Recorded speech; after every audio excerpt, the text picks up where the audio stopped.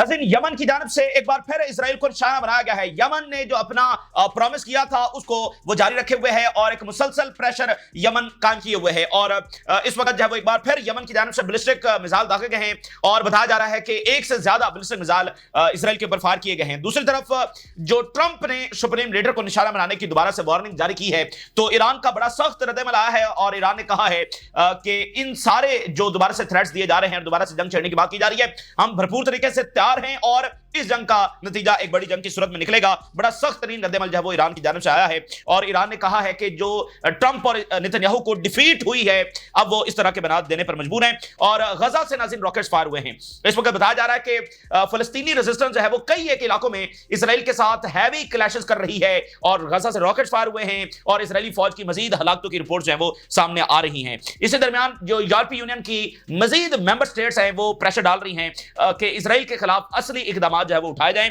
और जो प्रेसिडेंट मडोरो हैं, वेनेजुएला के प्रेसिडेंट और एक अलामत है दुनिया में और ग्लोबल साउथ के एक बड़े लीडर हैं जो इस वक्त साम्राज्य से लड़ने के लिए पेश हैं। पिछली आप कहने के 15 साल से वो लड़ रहे हैं फ्रंट लाइन के ऊपर साम्राज्य से और उन्होंने पूरी दुनिया को मुखातिब करते हुए कहा है कि वो नेतन्याहू को रोकें और खासकर उन्होंने इजराइलियों के जो मज़हब के लोग पूरी दुनिया में मौजूद हैं उनको कहा है कि जरा होश के नाखुन लो, तुम ये जो नेतन्याहू जो कुछ कर रहा है ना, ये तुम्हें कोई महफूज नहीं बना रहा है, ये कुछ होश के नाखुन लो और सब मिलकर इससे छुटकारा पाओ। ये तुम्हारे लिए कोई सेफ्टी नहीं क्रिएट कर रहा है बल्कि तुम्हारे लिए ये नुकसान कर रहा है। ये प्रेसिडेंट मडोरो ने आज सारी दुनिया में उनको मुखातिब किया है। तमाम डिटेल्स आपके सामने रखेंगे। नाज़रीन, यमन ने एक बार फिर हमला कर दिया है और कंटिन्यूअसली यमन जब वो हमले करते चला जा रहा है। सिर्फ जब ईरान की जंग हुई तो उस वक्त तो फिर और ही माहौल बना हुआ था, तो यमन उस वक्त साइड के ऊपर बैठ गया और ईरान जो है हमले करता रहा। भी जो ही वहां पर सीज फायर हुआ है और गजा में सीज फायर नहीं हुआ तो यमन के हमले उसी इक्वेशन के मुताबिक जारी हैं कि जब तक गजा में इसराइल हमले करता रहेगा और अपनी फौज नहीं निकालेगा तो यमन के जो हमले हैं वो इसराइल के ऊपर जारी रहेंगे। और यमन का जो हर हमला है वो अमेरिका और इसराइल की शिकस्त का मुंह बोलता सबूत है, क्योंकि इन दोनों ने मिलकर पूरा जोर लगाया यमन को खत्म करने के लिए, रेजिस्टेंस को यहां पर खत्म करने के लिए, लेकिन वो इनको डिफीट नहीं कर सके हैं। तो आज 21 महीने पूरे होने को आए हैं और रेजिस्टेंस उसी तरह से मौजूद है और उसी तरह से इजराइल पर अपने जो हमले हैं वो जारी रखे हुए हैं। और आज के हमलों में उन्होंने ज्यादा बैलिस्टिक मिसाइल इस्तेमाल किए हैं, ज्यादा टारगेट्स को हिट किया है और खासकर जो ईरान की जंग हुई है उससे ज्यादा इंफॉर्मेशन आई है, टारगेट्स के हवाले से, इनके एयर डिफेंस के हवाले से ज्यादा इंफॉर्मेशन जो है वो आई है। सो जरा देखिए, यमन ये कह रहा है कि हमने टॉप टियर मिलिट्री ऑपरेशंस किए हैं टारगेटिंग सेंसिटिव टारगेट्स। इसराइल की जो हसास तरीन मिलिट्री इंस्टॉलेशंस हैं उनको निशाना बनाया है और बियर शिवा यहां पर हिट किया है। ये जो इलाका है इसको ईरान ने बहुत ज्यादा हिट किया है। यहां पर उनकी बड़ी सेंसिटिव मिलिट्री इंस्टॉलेशंस हैं उसको हिट किया गया। यहां पर इनकी कैजुअलिटीज भी बहुत ज्यादा हुई हैं और बियर शिवा को आज यमन ने हिट किया है। और इसके अलावा वो कह रहे हैं कि हमने जुल्फकार जो मिसाइल हैं वो इस्तेमाल किए हैं and successfully achieve it's goals. और फिर वो कह रहे हैं कि बहुत सारी सेंसिटिव दीगर मिलिट्री साइट्स, इंस्टॉलेशंस और फिर याफा के अंदर, हाइफा के अंदर नंबर ऑफ बैलिस्टिक मिसाइल हमने इस्तेमाल किए हैं, ड्रोन्स इस्तेमाल किए हैं, विच वर ऑल सक्सेसफुल।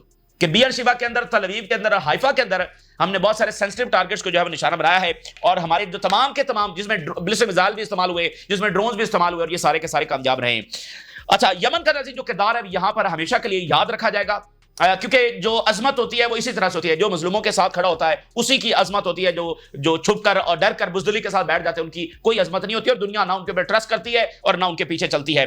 तो यमन का किरदार भी याद रखा जाएगा, जो मिडिल ईस्ट की सबसे गरीब कौम होने के बावजूद वो फलस्तीनियों के साथ खड़े हुए और इस तरह से उन्होंने मदद की। और उनका किरदार भी याद रखा जाएगा जो यहां पर बेसिस को होस्ट करते हैं और जब उन बेसिस को निशाना बनाया जाता है तो वो अचानक से और उनके सारे हवारी उठ खड़े होते हैं और कहते हैं ये जनाब हमारे पर हमला हो गया।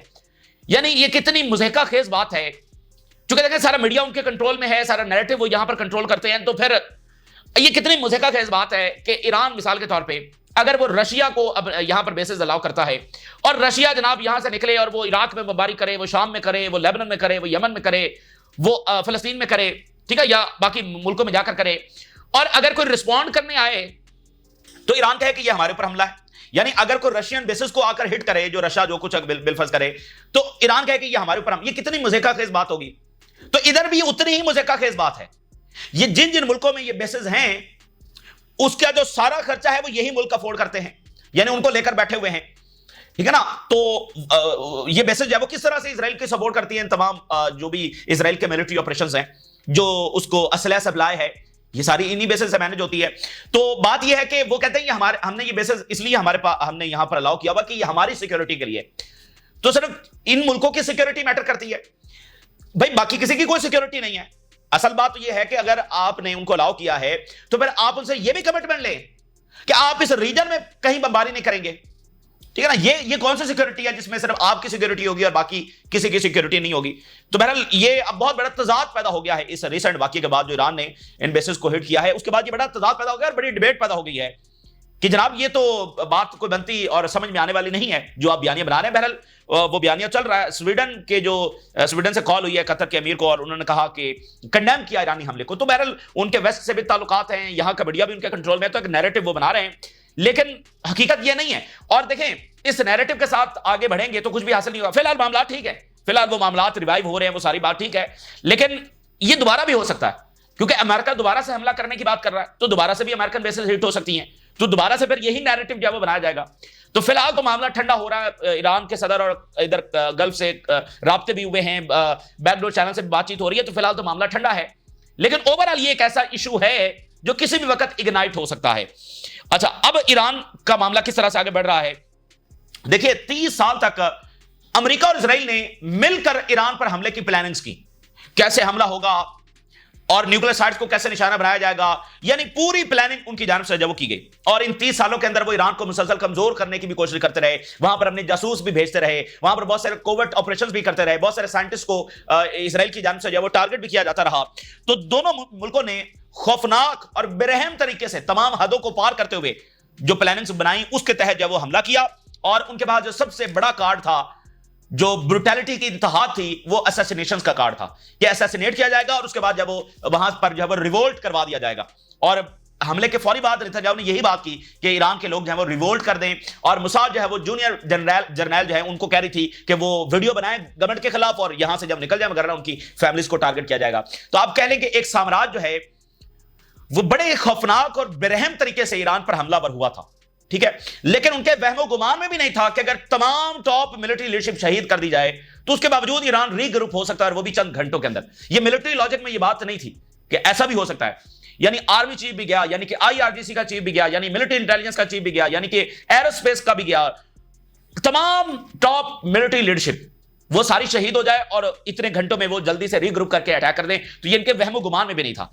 तो ईरान ने रीग्रुप किया, उसने अटैक किया और भरपूर जंग लड़ी, ठीक है ना, भरपूर तरीके से जंग लड़ी और इनको शिकस्त फाश हुई है। तो अब ये क्या कर रहे हैं, अब ये सिर्फ अपना फेस सेविंग कर रहे हैं, ठीक है ना, यानी और वो फेस सेविंग कैसे कर रहे हैं, स्टेटमेंट्स देकर फेस सेविंग कर रहे हैं, धमकियां देकर फेस सेविंग कर रहे हैं कि हम दोबारा से हमला करेंगे, जो कि ये कर भी सकते हैं। तो वो सारी वो सिचुएशन क्रिएट करना कि हम दोबारा भी, भाई जब आप फातेह हो गए हैं, मतलब अमेरिका और जापान में जापान हार गया तो क्या यह था कि अमेरिका दोबारा हमला करेगा? अफगानिस्तान में फौजें उतरी तो क्या यह था दोबारा हमला करेंगे? तो अगर ईरान हार गया है तो फिर दोबारा हमले का क्या मकसद है? तो इनको बुरी तरीके से जो शिकस्त हुई है और ये फेस सेविंग करने के लिए। और आप देखें अचानक से जो ट्रंप है वो थर्ड पार्टी बन गया। इस सदी का जो सबसे बड़ा जोक है ना, इस सदी का सबसे बड़ा जोक ये है कि ट्रंप एक पीस मेकर प्रेसिडेंट है। ये सदी का सबसे बड़ा जोक है। तो ट्रंप जो है वो अचानक से थर्ड पार्टी बन गया है, अचानक से न्यूट्रल बन गया है। जब ये इजराइल जब ईरान के ऊपर लिथल और बारबैरिक हमले कर रहा था, हॉस्पिटल को बम कर रहा था, रेड क्रेसेंट जो ये इमारत है उसको निशाना बनाया गया, एम्बुलेंसेस को निशाना बनाया गया, रेजिडेंशियल बिल्डिंग्स को निशाना बना रहा था। तो जो ट्रंप साहब है वो कह रहे थे ये एक्सीलेंट काम कर रहा है, Israel is doing excellent job.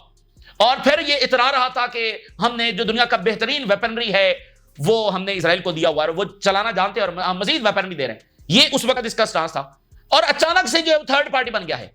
तो ये सिर्फ फेस सेविंग के लिए है। और आप नोट करें जब ये सीज फायर हुआ है तो फिर ट्रंप ने 2-3 ट्वीट दागे कि इजराइल जब वो ये खिलाफ वर्जी सीज फायर की बंद करे और अपने पायलट्स को वापस बुलाए और हमला ना करे ईरान पर। तो ये क्या था? ये भी एक फेस सेविंग थी कि नेतन्याहू जो है वो कहे कि मेरे ऊपर तो देखो ट्रंप का कितना प्रेशर आ गया, तो देखें ट्रंप का प्रेशर आ गया तो मुझे पीछे हटना पड़ गया। और ट्रंप अचानक से थर्ड पार्टी बन गया। इन्होंने मिलकर हमला किया। जब इनको शिकस्त हुई और उधर थार्ड सिस्टम भी फारिग हो गया और उनका सारा डिफेंस फारिग हो गया और इतनी मेजर कैजुअलिटीज हुई कि मुसाद का उन्होंने हेडक्वार्टर भी उड़ा दिया, ठीक है, मुसाद का हेडक्वार्टर, यानी कोई चीज इनकी बस वो बची नहीं।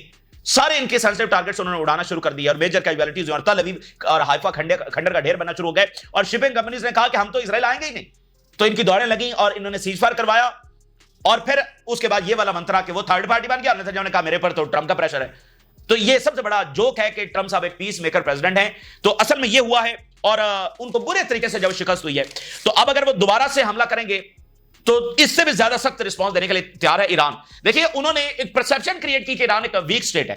Iran is not a weak state और इस जंग के बाद तो वो और ज्यादा ताकतवर होकर उभरा है। यानी कोई ये प्रोपेगेंडा शुरू कर दे कि चाइना वीक है, चाइना वीक है, तो उससे क्या चाइना वीक हो जाएगा? तो इसी तरह ईरान के खिलाफ प्रोपेगेंडा करने से कुछ हासिल नहीं हुआ, बल्कि जो इजरायली ताकत का मिथ था, एक होता है ना कि बदमाश बना फिरता है एक बंदा, सब उससे डरते हैं, सब उससे डरते हैं, लेकिन एक दिन उसको बाजार में चपेट पड़ गई तो सबको पता चल गया कहता है ये कितना बड़ा बदमाश। तो इससे हुआ यह है कि वो जो इजराइल की ताकत का मिथ था कि वो इस रीजन में जिसको चाहे क्रश कर सकते हैं, वो टूटा है। मैं आपको बताऊं कि इस रीजन में कोई एक कंट्री भी ऐसा नहीं है कि जिसके ऊपर अमेरिका और इजराइल मिलकर हमलावर हुए हों, मकसद रिजीम चेंज हो और रिजीम चेंज ना हुआ हो। इस रीजन के अंदर एक भी मुल्क ऐसा एग्जिस्ट नहीं करता है। This is the only Iran. तो ये तो बहुत बड़ी विक्ट्री है, बहुत बड़ी विक्ट्री है। ये हिस्ट्री का बहुत बड़ा मोमेंट है जो इस वक्त हमने देखा है और मजीद देख रहे हैं। तो उसको ये कवर अप करने की कोशिश कर रहे हैं, हम हमला करेंगे, कभी लेबनान के ऊपर बमबारी कर देते हैं। तो ये सिर्फ ये इस वक्त जो चीज चल रही है। तो ईरान पूरी तरह से तैयार है और वेस्ट की दौड़ें भी उस वक्त लगती हैं जब वो देखते हैं कि इजराइल की पिटाई हो रही है वगैरह। आप देखिए कि गजा में इजराइल क्या कुछ कर रहा है, वहां पर तो इनको ना कोई कंसर्न है, ना कोई सैंक्शंस है, ना कोई कंडेमनेशन है, कुछ भी नहीं है। जहां पर इजराइल की पिटाई होती है वहां पर ये दौड़े दौड़े चले आते हैं। तो IRGC की जानिब से बड़ा सख्त रद्दमल गया है। जो ट्रंप ने धमकी लगाई है इमाम खामनाई को निशाना बनाने की, तो बड़ा सख्त रद्दमल यहां से गया है। उन्होंने कहा जी ट्रंप की जो स्टेटमेंट्स हैं are a result of his defeat against Iran. तो ये मैंने आपके सामने सारा बैकग्राउंड रखा है कि असल में ये इजराइल और अमेरिका की शिकस्त है। अब उसको वो फेस सेविंग कि हम ये कर देंगे, मैंने इमाम खामनाई की जान बचाई, ये ट्रंप कह रहा है। कोई आपकी सेंस में ये बात आती है? तो ये सिर्फ वो शिकस्त खाए हुए हैं और अजीब गरीब हवास बाख्ता बयान दे रहे हैं। And we advise him to abandon absurd policies. ये अब्सर्ड पॉलिसी जो है वो इससे ट्रंप पीछे हट जाए। The defeat led to Trump confusion. जो शिकस्त इसको हुई है इससे ये कंफ्यूज हो गया है एंड लॉस ऑफ बैलेंस, और ये हवास बाख्ता हो चुका है। इतना सख्त तरीन रद्दमल गया वह ट्रंप अपना हवास बाख्ता हो चुका है। और वही बात कि ये जरा चेकअप करवाए और ठीक है ना, ठंडा पिए और जरा अपनी तबीयत बेहतर करे। ये हवास बाख्ता हो चुका है। ये IRGC का स्टेटमेंट गया है, which was reflected in all ill considered statements. तमाम इसकी जो स्टेटमेंट्स आई हैं उसमें ये वाज़ेह है कि ये अपना हवास खो बैठा है।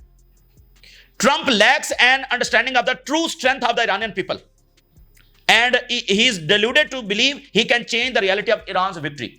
तो असल बात यह है कि जो ट्रंप इंतजामिया है और उसके जो सारे हवारी और जो उसके जो है ना एडवाइजर हैं वो इग्नोरेंट है, वो ईरान की स्ट्रेंथ से इग्नोरेंट हैं। और ये बात बिल्कुल अब साबित हुई है कि ट्रंप को कख नहीं पता ईरान का, उसकी स्ट्रेंथ का। ठीक है ना, कोई अमेरिकी सदर इमाम खामनाई के बारे में ऐसे बात नहीं कर सकता, मतलब उसको मौत से डराते, सुप्रीम लीडर को मौत से डरा रहा है ट्रंप। तो वो इग्नोरेंट है, उसको ईरान की ताकत का पता ही नहीं है। ठीक है, वो सिर्फ बदमाशी में, एरोगेंस में आकर जाना, पीस थ्रू स्ट्रेंथ। तो बहरहाल उसने हमला किया और उसको कुछ जो है वो हासिल नहीं हुआ है। तो IRGC यही कह रहा है कि तुम्हें सही अंडरस्टैंडिंग नहीं है कि ईरान की स्ट्रेंथ क्या है। The war has proven that the settlers are defenceless against Iranian missiles and drones forces. जंग ने साबित किया कि कोई दुनिया का एयर डिफेंस हमारे मिसाइलों और ड्रोन्स को नहीं रोक सकता। If our national interest are attacks again, our response this time will be stronger and more destructive. हमारा जवाब इस बार और भी ताकतवर और डिस्ट्रक्टिव होगा। मुझे बताइए, एक मुल्क जो हार गया है वो अमेरिका के खिलाफ ऐसे बयान दे सकता है? आप जरा अंदाजा करें, एक हारा हुआ मुल्क जो अमेरिका और इजराइल से हारा हुआ है, वो ऐसे बयान दे सकता है अमेरिका और इजराइल के बारे में? तो बात यह है कि चूंकि मीडिया उनके हाथ में है, वो बहरहाल एक सुपर पावर तो है, तो वो एक बयानी बना रहे हैं, लेकिन उनको यहां पर इबरतनाक शिकस्त हुई है।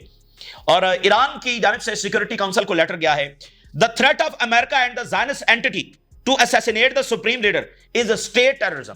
मतलब ये दुनिया में, मैंने आपको बताया ना कि दुनिया जैसी तैसी भी है, दुनिया फिर भी कुछ ना कुछ नॉर्म्स, कुछ ना कुछ अंडरस्टैंडिंग्स के ऊपर चल रही है, जो गजा में खत्म हुई और अब ईरान के मामले में और ज्यादा खत्म हुई है, जिसमें एक सॉवरन नेशन के ऊपर हमला करना बगैर किसी जवाब के, ठीक है, फिर पॉलिटिकल लीडरशिप को असैसिनेट करने की धमकियां बराह रास्त अमेरिकी सदर से आना, और फिर अदेना ट्रंप एक थर्ड पार्टी भी है और एक पॉलिटिकल लीडर को असैसिनेट करने की धमकियां भी लगा रहा है। एक दुनिया का सबसे बड़ा ये सालिस भी है और एक पॉलिटिकल लीडर को असैसिनेट करने की धमकियां भी। कोई अमेरिकी सदर ऐसा नहीं कर सका। जो ये तो ये यानी इसका ये बयान देना ठीक है ना। तो ये स्टेट टेररिज्म ईरान ने इसको कहा, सिक्योरिटी काउंसिल को लेटर भेजा है। अच्छा, ईरान में आज फ्यूनरल हो रहा है जो रिटायर्ड कमांडर्स हैं, और ईरान मतलब जो लोग वहां पर निकले हुए हैं, ईरान और ज्यादा स्ट्रेंथ और ज्यादा यूनाइटेड हुआ है। Iran unites in mourning honours martyrs in mass funeral, और जो तेहरान का रेवोल्यूशन स्क्वायर है वहां पर यह फ्यूनरल हो रहा है। और इसमें इंपॉर्टेंट बात यह है कि बहरीन, इराक और अदर जो अरब नेशंस हैं वहां से भी पार्टिसिपेशन हो रही है। मुमकिन है कि कतर से भी और इन मालिक से, लेकिन बहरीन से होना बड़ा इंपॉर्टेंट है, क्योंकि बहरीन के अच्छे ताल्लुकात नहीं है ईरान से। तो बहरीन से भी पार्टिसिपेशन हो रही है, इराक से भी हो रही है, और अदर जो अरब नेशंस हैं वो भी इसमें पार्टिसिपेट कर रहे हैं। अच्छा, तो अब जो गजा में क्या सूरत हाल है, गजा में फिलिस्तीनी रेजिस्टेंस मौजूद है और अभी भी लड़ रही है। ठीक है, अब देखें जब ये इजराइल और सामने एक हमास हो, हिजबुल्लाह हो, या हुतीज हो, या अमेरिका के सामने ईरान हो, तो इनका सर्वाइवल ही उनकी फतह होती है। ठीक है ना, इनका सर्वाइवल ही इनकी फतह होती है। तो यहां पर हमास का सर्वाइवल ही उसकी फतह है। इजराइल को यहां पर शिकस्त हो चुकी है, और वेस्ट ने बहुत टाइम दिया है इजराइल को। उन्होंने अपना पूरा ऑर्डर डिस्ट्रॉय कर दिया इजराइल के लिए, पूरा ऑर्डर इनका जा चुका है। इनके इदारों की कोई अहमियत नहीं है, कोई इनके जो इन्होंने इंस्टीट्यूशंस कायम किए इस ऑर्डर के लिए वो सारे फारिग हो चुके हैं।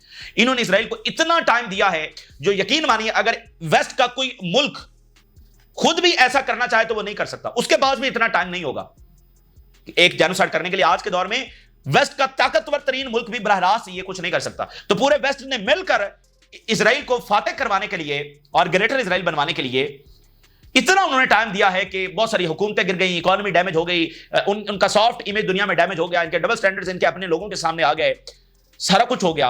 इनकी यूनिवर्सिटीज के अंदर क्या कुछ हुआ, लेकिन इजराइल के लिए ये सारा कुछ करते रहे और कुछ इन्होंने हासिल नहीं किया, और इजराइल कुछ हासिल नहीं कर सका। तो इजराइल की जो पावर का मिथ था वो पूरी तरह से डिस्ट्रॉय हो चुका है। तो अभी बहुत बड़े क्लैशेस हो रहे हैं जिसमें इजराइल की मजीद हलाकतों की रिपोर्ट आ रही है। Initial report of tough security incident the occupation army is facing in Khan Yunis south of the Gaza strip. Violent clashes between the resistance and occupation forces northeast of Hamad residential city, northwest of the Khan Yunis. Intense clashes in Al Tufa neighborhood east of Gaza Strip. तो ये तीन इलाकों में अचानक से बड़ी सतह पर जो लड़ाई है वो शुरू हो गई है, जिसमें इजराइल की कैजुअलिटीज रिपोर्ट की जा रही हैं। और जो लातीनी अमेरिका के मालिक है, और गजा का मैं आपको बता दूं कि यहां पर ये सीज़फायर के लिए मजबूर हो गए। भाई 21 महीने मैटर करते हैं, तो यहां पर यह बात वाज़ेह है कि इजराइल नहीं जी सकता, अगले 4 महीने भी नहीं जी सकता। तो इसलिए ये बहुत जल्द मजबूर होंगे गजा के सीज़फायर के लिए, और जिस दिन गजा का सीज़फायर होगा वो बहुत बड़ा दिन होगा, वो इनकी शिकस्त का बहुत बड़ा दिन होगा, एब्सोल्यूट डिफीट का बहुत बड़ा दिन होगा। तो प्रेसिडेंट मडोरो, उनकी स्टेटमेंट आई है, Maduro calls on world to help and Netanyahu infernal madness. सारी दुनिया मिलकर, और खासकर इजराइलियों के जो मज़हब के लोग पूरी दुनिया में हैं, उनको मुखातिब किया मडोरो ने। ये इंपॉर्टेंट है, इजराइलियों के मज़हब के जो तमाम दुनिया में लोग मौजूद हैं उनको मुखातिब किया है कि ये जो नेतन्याहू की मैडनेस है इसको रोको। ये तुम्हें अंदाजा भी नहीं है कि तुम्हारे लिए क्या ये खतरनाक सूरत हाल पैदा कर रहा है पूरी दुनिया में, ये तुम्हें महफूज नहीं बना रहा है। वर्ल्ड पब्लिक ओपिनियन तुम्हारे वाले कितनी ज्यादा चेंज हो रही है, तो इसकी मैडनेस को सब मिलकर रोके। Every day 100 people are killed in Palestine and the West is watching and is complicit. West जो है वो इसका पूरा जिम्मेदार है, जो कुछ गजा में हो रहा है, रोजाना 100 लोग वहां पर शहीद हो रहे हैं। I call on to stop the war madness practice by Zionist regime led by Netanyahu. देखिए, ज़ायनिज्म को जाना होगा, ज़ायनिज्म ने दुनिया को कुछ नहीं दिया, और वेस्ट में भी जो उनकी पब्लिक है उनके सामने ज़ायनिज्म की जो सारी असलियत है वो सामने आ चुकी है, और ज़ायनिज्म ने दुनिया को कुछ नहीं दिया। तो ज़ायनिज्म को बहरहाल जाना होगा। ज़ायनिज्म और अमन एक साथ नहीं चल सकते हैं।